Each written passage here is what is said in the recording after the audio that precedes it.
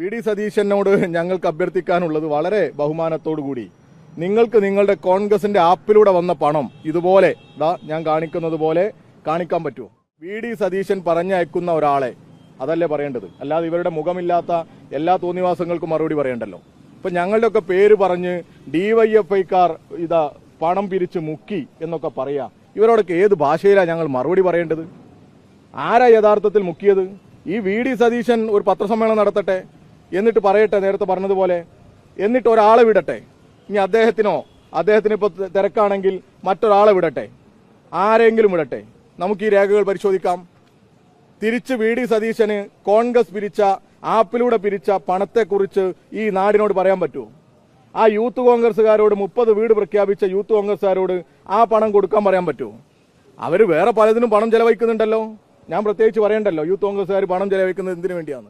ഈ പറയുന്നവരെ എങ്ങനെയായി ജനം വിശ്വസിക്കുക? ഇനി നാളെ ഇവർ പറയുകയാണല്ലോ ഇവരൊക്കെ അധികാരത്തിൽ ഇവരെങ്ങാനും അധികാരത്തിൽ വന്നാൽ ഇവർ പറയുന്ന വാക്കിന് വല്ല വിലയുണ്ടാവൂ? പരസ്യമായി നമുക്ക് ചിന്തിക്കാൻ പറ്റുമോ? ദുരന്തബാധിതരെ മുൻനിർത്തി പണം പിരിച്ച് അതിനൊരു കണക്കുമില്ല, ഒരു അക്കൗണ്ടുമില്ല, ഒരു രേഖയുമില്ല. എന്നിട്ട് അവസാനം തെരഞ്ഞെടുപ്പിന്റെ തൊട്ട് തലേനാൾ പോയിട്ട് തറക്കല്ലിട്ട് പോയിട്ട് സോഷ്യൽ മീഡിയയിലൂടെ വന്ന് DYFI പോലെയുള്ള ഒരു പ്രസ്ഥാനത്തെ, മാതൃകാപരമായി ഇടപെട്ട ഒരു പ്രസ്ഥാനത്തെ ആക്ഷേപിക്കാൻ ഈ പറയുന്ന ഈ സൈബർ കൂട്ടങ്ങളെ ഇറക്കി വിടുന്ന ഈ വി.ഡി. സതീശനെയൊക്കെ എങ്ങനെയാണ് ഈ കേരളം വിശ്വാസത്തിലെടുക്കുക? ഞങ്ങൾക്കെതിരെ, DYFIക്കെതിരെ, അതായത് മാതൃകാ പ്രവർത്തനം നടത്തി നിങ്ങളെല്ലാവരും വ്യത്യസ്ത തരത്തിൽ റിപ്പോർട്ട് ചെയ്ത് ഞങ്ങൾ 25 വീട് പ്രഖ്യാപിച്ചു. 100 വീടിനുള്ള 20 കോടി രൂപ കൈമാറി. അത് ആദ്യഘട്ടം നേരത്തെ സനോജ് സൂചിപ്പിച്ചതുപോലെ നമ്മൾ പ്രതീകാത്മകമായി ഒരു ചെക്ക് കൈമാറി. അത് നിങ്ങളൊക്കെ പല സന്ദർഭങ്ങളിലും ചെയ്യുക അങ്ങനെ തന്നെയാണ്. ഒരു മോഡൽ ചെക്ക് അങ്ങ് കൈമാറും. അതിൽ നമ്മൾ ആ ചെക്ക് എടുത്തിട്ടാണോ ബാങ്ക് കൊടുക്കുക? എന്ത് വിവരമില്ലാത്ത വർത്തമാനമാണ് ഇവരുടെ സൈബർ നേതൃത്വം പറയുന്നത്. ആ ചെക്ക് എടുത്ത് നമ്മൾ കൊണ്ടുപോയി കൊടുക്കുമോ? അതൊരു പ്രതീകാത്മകമായി ചെയ്യുന്ന കാര്യമാണ്. അതാ ഇവിടെ സൂചിപ്പിച്ചത്. അതിനുശേഷവും ഈ സംസാരം നടക്കുമല്ലോ, എങ്ങനെയാണ്, ഏതൊക്കെ രീതിയിലാണ്. അങ്ങനെ ഞങ്ങളോട് പറഞ്ഞ അക്കൗണ്ടിലേക്ക് ഞങ്ങൾ കൈമാറി. ഞങ്ങളോടിപ്പോൾ ഇവർ ചോദിക്കുന്നു ഞങ്ങളുടെ ബാങ്ക് സ്റ്റേറ്റ്മെന്റ് എവിടെ എന്നുള്ളത്. ഇതാ ഞങ്ങളുടെ ബാങ്ക് സ്റ്റേറ്റ്മെന്റ്. കനറ ബാങ്കിൽ ഞങ്ങൾ എടുത്ത ബാങ്കിന്റെ അക്കൗണ്ടാണിത്. ആർക്കും ഇത് പരിശോധിക്കാവുന്നതാണ്. തിരുവനന്തപുരത്താണ് ഞങ്ങൾ ഈ അക്കൗണ്ട് തുടങ്ങിയത്. തിരുവനന്തപുരം പേട്ട 695024 എന്ന് പറയുന്ന ഇവരുടെ ബ്രാഞ്ചിൽ 2769 തിരുവനന്തപുരം പേട്ട 695024 എന്ന് പറയുന്ന ബ്രാഞ്ചിലാണ് ഞങ്ങൾ അക്കൗണ്ട് തുടങ്ങിയത്. ആ അക്കൗണ്ട് സെപ്പറേറ്റ്, സാധാരണ DYFIയുടെ സംസ്ഥാന കമ്മിറ്റിയുടെ അക്കൗണ്ട് വേറെയുണ്ട്. ഇതിനു വേണ്ടി മാത്രം, ഞങ്ങളുടെ ഇങ്ങനെയുള്ള പ്രവർത്തനങ്ങൾക്ക് വേണ്ടി മാത്രം തുടങ്ങിയ അക്കൗണ്ടാണ്. ഇതിനോടൊപ്പം 214 വെർച്വൽ അക്കൗണ്ട് കൂടി കനറ ബാങ്ക് ഇടപെട്ട് ഞങ്ങൾക്ക് കൈകാര്യം ചെയ്തു തന്നു. ഞങ്ങളുടെ ബ്ലോക്ക് കമ്മിറ്റികൾ ആ അക്കൗണ്ടിലേക്കാണ് പണം നിക്ഷേപിച്ചത്. അതിന്റെ രേഖയാണിത്. വി.ഡി. സതീശനോട് ഞങ്ങൾക്ക് അഭ്യർത്ഥിക്കാനുള്ളത് വളരെ ബഹുമാനത്തോടു കൂടി നിങ്ങൾക്ക് നിങ്ങളുടെ കോൺഗ്രസിന്റെ ആപ്പിലൂടെ വന്ന പണം ഇതുപോലെ ഞാൻ കാണിക്കുന്നത് പോലെ കാണിക്കാൻ പറ്റുമോ? ഇതിൽ ഇപ്പൊ അവർ പറയുന്നത് ഞങ്ങൾക്ക് ഇവരുടെ പ്രചരണം 4 കോടിയോ മറ്റോ കിട്ടിയിട്ടുള്ളൂ, അവർ 20 കോടിയൊന്നും കൊടുത്തിട്ടില്ല. നിങ്ങളൊക്കെ ശ്രദ്ധിച്ചു കാണും. നിങ്ങളിൽ പലരും ഞങ്ങൾക്കൊക്കെ മെസ്സേജ് അയക്കുക, ഈ സൈബർ ടീമിനെ ഇറക്കി ആക്രമിക്കുക. ഇവിടെ 17 മെയ് മാസം മാറ്റിയാൽ മെയ് മാസം 25-ാം തീയതി 001108462031 funds transfer debit project implementation unit Wayanad town 1 കോടി രൂപ. പിന്നെ അടുത്ത ദിവസവും അതേ ദിവസം തന്നെ നമ്മൾ എന്ത് ചെയ്യാണ്, ഈ 5 ചെക്ക് ഒരുമിച്ച് മാറുകയാണ്. 32, 31, 32, 33, 34, 35 നമ്പറിലാണ് ഈ ചെക്ക് മാറിയത്. അതേ അക്കൗണ്ടിലേക്ക് ഈ ചെക്ക് കൊടുത്തതാ. ഇനി എന്താ ഞങ്ങൾ ചെയ്യേണ്ടത്? പിന്നെ അടുത്ത ഗഡുവായി ഞങ്ങൾ 15 കോടി കൊടുത്തു. അത് 5 ജനുവരി 26 0010846262 funds transfer debit project implementation unit Wayanad town 15 കോടിയാണ് ട്രാൻസ്ഫർ ചെയ്തത്. കനറ ബാങ്കിന്റെ സ്റ്റേറ്റ്മെന്റ് ആണ്. ഇനി വി.ഡി. സതീശൻ പറഞ്ഞയക്കുന്ന ഒരാളെ അതല്ലേ പറയേണ്ടത്, അല്ലാതെ ഇവരുടെ മുഖമില്ലാത്ത എല്ലാ തോന്നിവാസങ്ങൾക്കും മറുപടി പറയണ്ടല്ലോ. ഇപ്പൊ ഞങ്ങളുടെയൊക്കെ പേര് പറഞ്ഞ് DYFIക്കാർ പണം പിരിച്ച് മുക്കി എന്നൊക്കെ പറയാ. ഇവരോടൊക്കെ ഏത് ഭാഷയിലാണ് ഞങ്ങൾ മറുപടി പറയേണ്ടത്? ആരാ യഥാർത്ഥത്തിൽ മുക്കിയത്? ഈ വി.ഡി. സതീശൻ ഒരു പത്രസമ്മേളനം നടത്തട്ടെ, എന്നിട്ട് പറയട്ടെ നേരത്തെ പറഞ്ഞതുപോലെ, എന്നിട്ട് ഒരാളെ വിടട്ടെ, ഇനി അദ്ദേഹത്തിന് ഇപ്പോൾ തിരക്കാണെങ്കിൽ മറ്റൊരാളെ വിടട്ടെ, ആരെങ്കിലും വിടട്ടെ, നമുക്ക് ഈ രേഖകൾ പരിശോധിക്കാം.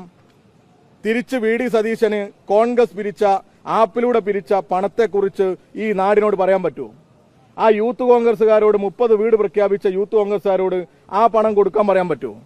അവർ വേറെ പലതിനും പണം ചെലവഴിക്കുന്നുണ്ടല്ലോ. ഞാൻ പ്രത്യേകിച്ച് പറയണ്ടല്ലോ യൂത്ത് കോൺഗ്രസ്സുകാർ പണം ചെലവഴിക്കുന്നത് എന്തിനു വേണ്ടിയാണ്.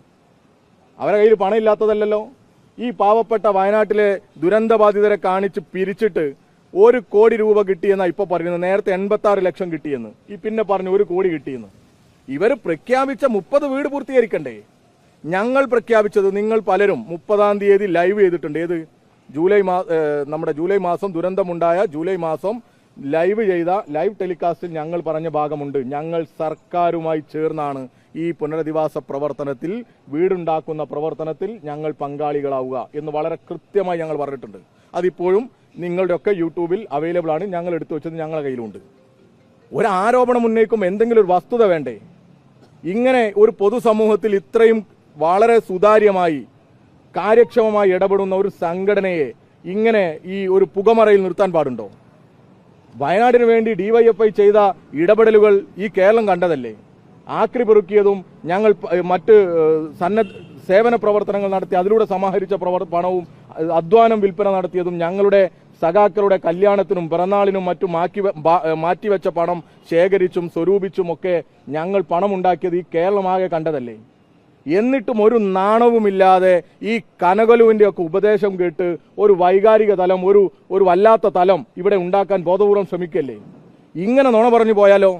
ഇവർ പറഞ്ഞ് ജനത്തെ പറ്റിച്ചത് ഒരു പ്രശ്നവുമല്ല, പച്ചക്ക് ജനങ്ങളെ പറഞ്ഞ് പറ്റിച്ചതാ.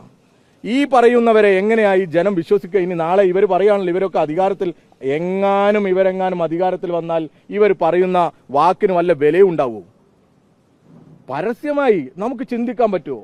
ദുരന്തബാധിതരെ മുൻനിർത്തി പണം പിരിച്ച് അതിനൊരു കണക്കുമില്ല, ഒരു അക്കൗണ്ടുമില്ല, ഒരു രേഖയുമില്ല, എന്നിട്ട് അവസാനം തെരഞ്ഞെടുപ്പിന്റെ തൊട്ട് തലേനാൾ പോയിട്ട് തറക്കല്ലിട്ട് പോയിട്ട് സോഷ്യൽ മീഡിയയിലൂടെ വന്ന് ഡിവൈഎഫ്ഐ പോലെയുള്ള ഒരു പ്രസ്ഥാനത്തെ, മാതൃകാപരമായി ഇടപെട്ട ഒരു പ്രസ്ഥാനത്തെ ആക്ഷേപിക്കാൻ ഈ പറയുന്ന ഈ സൈബർ കൂട്ടങ്ങളെ ഇറക്കി വിടുന്ന ഈ വി ഡി സതീശനെയൊക്കെ എങ്ങനെയാണ് ഈ കേരളം വിശ്വാസത്തിലെടുക്കുക?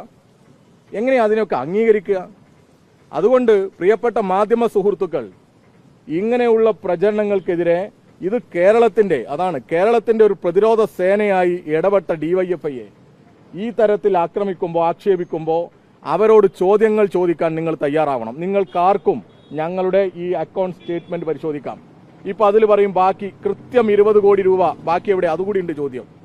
ഞങ്ങളുടെ ഈ അക്കൗണ്ടിലുണ്ട്. അതാ ഞങ്ങളുടെ സംസ്ഥാന കമ്മിറ്റിയാണല്ലോ തീരുമാനിക്കേണ്ടത് ആ പണം എന്താ ചെയ്യേണ്ടത് എന്നുള്ളത്.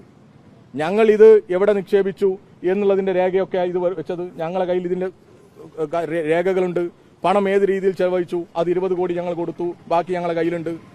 ഇപ്പോൾ അവിടെ ടൗൺഷിപ്പിന്റെ ആദ്യഘട്ട ഉദ്ഘാടനം നടന്നു. 178 വീടുകളുടെ താക്കോൽ കൈമാറി, രേഖകൾ കൈമാറി. ഞങ്ങൾ അന്ന് സർപ്രൈസ് ഗിഫ്റ്റുമായി 178 വീടുകളിലേക്ക് ടിവിയുമായി പോയില്ലേ? അപ്പൊ ഇതിലൊക്കെ ഇത് കണ്ടിട്ടുള്ള ഒരു വല്ലാത്ത അസ്വസ്ഥത നോക്കൂ നിങ്ങൾ.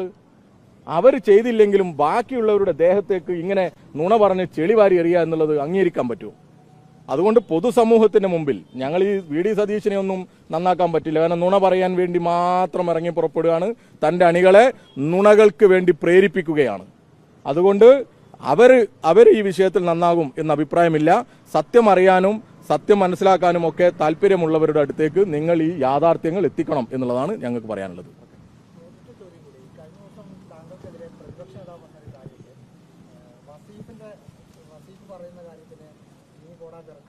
അതെ, അല്ല, അതിൽ നിന്ന് തന്നെ മാധ്യമങ്ങൾക്ക് വളരെ കൃത്യല്ലേ അദ്ദേഹത്തിന്റെ ഒരു നിലവാരം നോക്കൂ നിങ്ങൾ. ഞാനൊരു മാധ്യമ പ്രവർത്തകൻ, ഏതാ സാഹചര്യം പ്രിയപ്പെട്ട കേരളത്തിന്റെ ആരോഗ്യ വകുപ്പ് മന്ത്രി വീണ ജോർജിനെ വളരെ മോശമായ രീതിയിൽ ആക്ഷേപിക്കുകയും ദൃശ്യങ്ങൾ ചോദിക്കുകയും അവരെ നടിയെന്നും മറ്റു പലതുമൊക്കെ വിളിച്ച് ഈ കോൺഗ്രസിന്റെ വി ഡി സതീശൻ ഉൾപ്പെടെയുള്ളവർ വല്ലാതെ അപമാനിക്കുന്ന സമയത്ത് ഞാനൊരു സ്റ്റേറ്റ്മെന്റാണ് നടത്തിയത്. ഞങ്ങൾ ഒരിക്കലും പ്രതിപക്ഷ നേതാവിനെ ആക്രമിക്കണമെന്നല്ലല്ലോ പറഞ്ഞത്. അങ്ങനെ പറഞ്ഞാൽ എന്തായിരിക്കും ഇവിടുത്തെ ഒരു സാഹചര്യം എന്നുള്ളതാണ് നമ്മൾ ചോദിച്ചത്. ഞാനും അത് പറയുന്നതിന് മുമ്പുണ്ട് ബഹുമാനത്തോടെ എന്നാ പറഞ്ഞത്.